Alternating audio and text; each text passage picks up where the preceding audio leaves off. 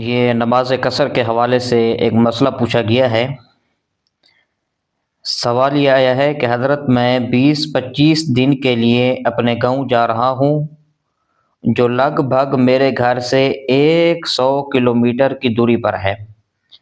کیا میں وہاں جا کر قصر ادا کروں گا؟ مجھے دوران سفر 5 وقتہ نماز کا طریقہ بتا دیں۔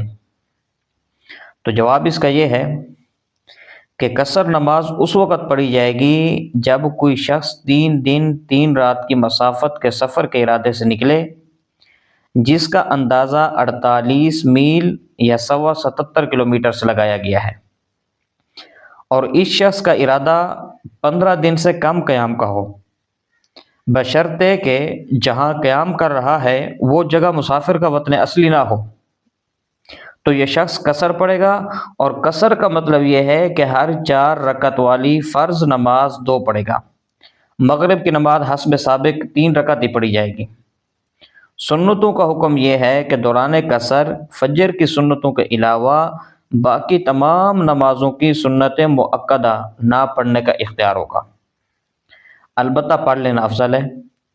اور جو وتر کی نماز ہے چونکہ واجب ہے تو اس کا پڑھنا بھی ضروری ہوگا۔ تو یہ تو اس بات کی تفصیل ہوئی کہ قصر نماز کب اور کس لیے جائز ہے۔ جہاں تک سائل کا جو تعلق ہے تو سائل کا ارادہ چونکہ اپنے گاؤں میں 15 دن سے زیادہ قیام کا ہے، اس لیے سائل دوران سفر راستے میں قصر پڑے گا، لیکن گاؤں پہنچ کر سائل مسافر نہیں رہے گا بلکہ مقیم بن جائے گا، اسی لیے سائل اپنے گاؤں میں مکمل نماز پڑھے گا۔